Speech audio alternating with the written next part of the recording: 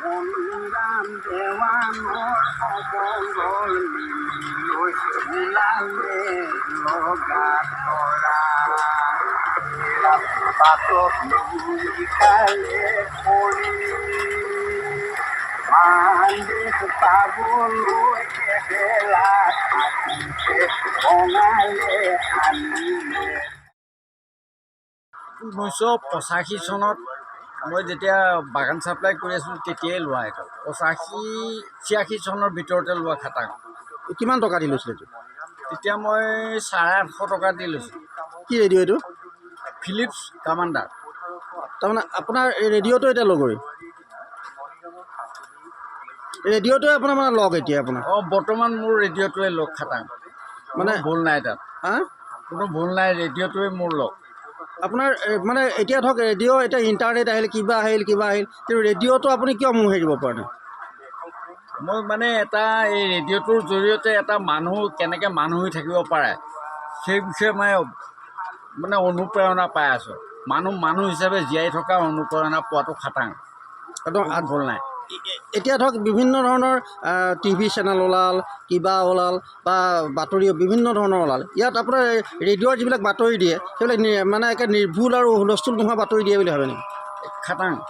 খাটাং নিৰ্ভুল, মানে নিৰ্ভৰযোগ্য আৰু কোনো তাত আজ নাই, সেই ধৰণৰ বাতৰিয়ে মোক সন্তোষ দি আছে।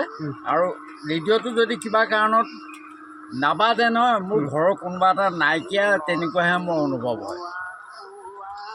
তাৰমানে ৰেডিঅ'টোৱে মোৰ একে জীৱন সংগী হৈ আছে বৰ্তমান খাটাং। এতিয়া নতুন প্ৰজন্মই ধৰক ৰেডিঅ' আঁতৰাই দিলে, চিনিয়ে নোপোৱা হ'ল, আপুনি কি ক'ব? সেইটো আচলতে এইটো মানে তেওঁলোকৰ নৈতিকতাৰ এই স্খলনৰ কাৰণেহে এই ৰেডিঅ'টোক সেৱা জ্ঞান কৰিছে বুলি মই হ'লে ভাবি ল'ম খাটাং। মানে ৰেডিঅ'টো কি জ্ঞানৰ ভাণ্ডাৰ বুলি? জ্ঞানৰ ভাণ্ডাৰ খাটাং।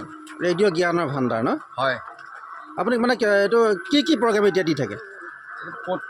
ৰাতিপুৱা শোৱাৰ পৰা উঠিয়েই দেহ বিচাৰ গীত দিলে, তাৰপিছত দিলে সফুৰা, জীৱনৰ দিশবাণী, জুয়ে পৰা সোণ, সুৰৰ সাতসৰী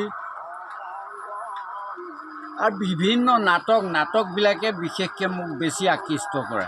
এইটো খাটাং। তাহানি ঘিনাই সাঁতোলা, তাৰপিছত ঘন শইকীয়াৰ এইবিলাক নাটকবিলাক আপুনিতো শুনিছে? শুনিছোঁ।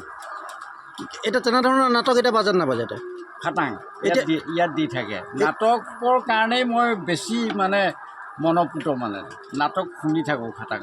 নাটক শুনি থাকে ন? হয়, নাটক মই বৰ ভাল পাওঁ। ৰেডিঅ'ৰ নাটক মানে মই ভাওনাৰ প্ৰতি মোৰ আকৃষ্ট, তাতে এইবিলাক নাটকবিলাক দি থাকিলে মোৰ মনটো বৰ ভাল লাগে। মানে এতিয়া আপুনি নতুন প্ৰজন্মক কি ক'ব আচলতে ৰেডিঅ' সম্পৰ্কত? আচলতে এইটো মই নতুন প্ৰজন্মক এটা অনুৰোধ কৰিম যে তেওঁলোকে ৰেডিঅ'ৰ মাজলৈ সোমাওক। আৰু আজিকালি মোবাইল ফোনতে ৰেডিঅ'ৰ প্ৰগ্ৰেম আছে খাটাং, হয়, আৰু বিচাৰিলে পাব। স্মাৰ্টফোন আজিকালি সকলোৰে মাজতে উপলব্ধ। গতিকে এই স্মাৰ্টফোনৰ জৰিয়তে দূৰ শিক্ষা প্ৰশিক্ষণকে আদি কৰি ইত্যাদি গোটেই বস্তুবিলাকৰ মাজত মানে এটা নতুন প্ৰজন্ম ভাল ৰাস্তাৰ এটা পথ প্ৰদৰ্শক হিচাপে ৰেডিঅ'টোক আঁকোৱালি লোৱাটো মই আহ্বান কৰিছোঁ তেওঁলোকক।